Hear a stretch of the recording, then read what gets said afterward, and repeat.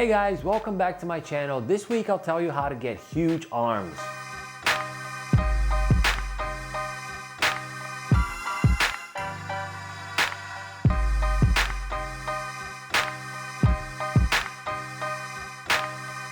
Welcome back guys. So this week we're talking about training arms.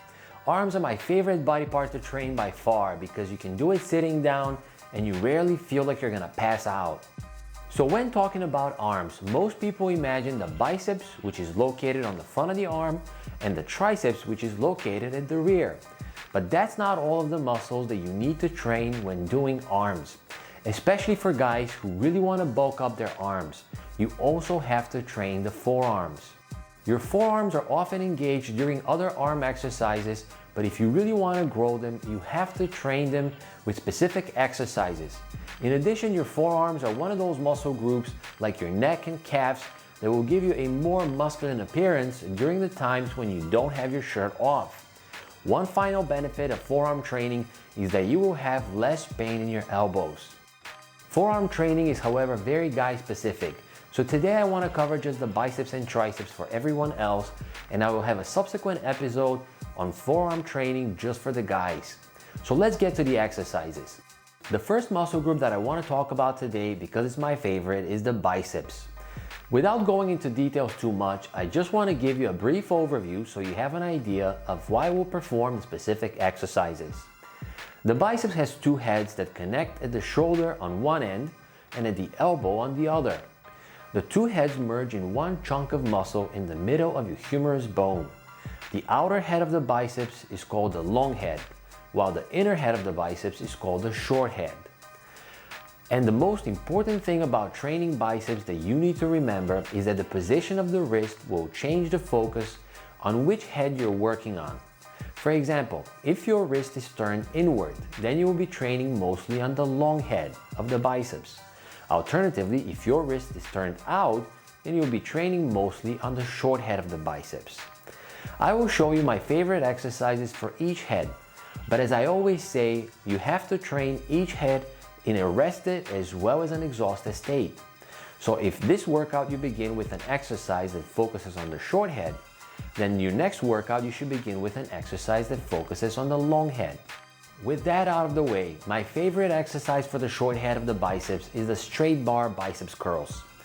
With this exercise, it's important that you don't swing your body or create any momentum. As I told you in the video on technique, it's also important to breathe out when you're lifting the weight up. Now, some people may feel discomfort in the wrist because they don't have enough wrist flexibility.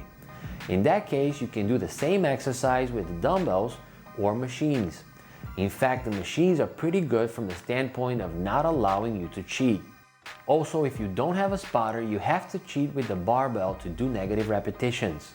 But if you use the machine or dumbbells, you could use the other arm to help you get the weight up so you can overload the eccentric or lowering phase of the movement. I should point out that there's a difference in the way you load the muscle between using dumbbells or the barbell and using cables. The difference is that cables provide a constant resistance, whereas the free weights have a peak and then easy portions of the movement. That is why I usually perform one exercise for each head and one exercise using cables as a different way of loading the muscle. The second biceps exercise is called the hammer curl and is meant to target the long head of the outer part of your biceps. In addition to the long head of the biceps, this exercise is actually great for the brachialis and the brachioradialis. The brachialis being the muscle that runs under the biceps, and its sole function is helping with flexion at the elbow. The brachialis is important because it will make your biceps look bigger. On the other hand, the brachioradialis is a long muscle that runs along your forearm and also helps with flexing the elbow when the wrist is turned inward. You should know that there are different variations of the hammer curl depending on whether you want the arm to lift straight up or at an angle in front of your body. I found that lifting in front of my body helps me with balance and I can lift a larger weight. But ultimately, you have to try it out and see which one you like best. With these two exercises, you basically cover your biceps training. Now, as I told you before, I only train arms once per week because my arms grow very easy. So I generally get away with doing only 12 sets per week. For many of you, that may not be the case, and you will have to incorporate more exercises, add more sets, and spread out your biceps workout in multiple days so you increase the frequency of training. Even though most people's biceps recover pretty quick, I would not recommend exceeding 20 sets per week. I always recommend quality over quantity. That is why you have to incorporate the intensity increasing techniques of drop setting, supersetting, and negative repetitions to really stimulate muscle growth. With this, we can move on to the second major group in your arms, actually the larger of the two, and that is the triceps. The triceps has 3 heads. The first one is the lateral head, and it sits on the outer side of your arm. The second one is the long head, and it sits on the inside of your arm and connects at the scapula and at your elbow. And finally, the medial head, because it's located in the middle between the other two and acts as a support during any pushing movement. It's actually kind of difficult to show you the medial head because it's mostly beneath the other two. Now, it's important to understand that most pushing exercises where you're basically performing an elbow extension will activate all 3 heads. For that reason, I always begin my arm workout with a compound exercise that allows me to overload my triceps to the max. The 2 best exercises for that purpose are the close grip bench press and the weighted dips. Both of these exercises allow you to really overload all 3 heads with a huge weight. And as I always say, the bigger the weight, the more of an impact on your body.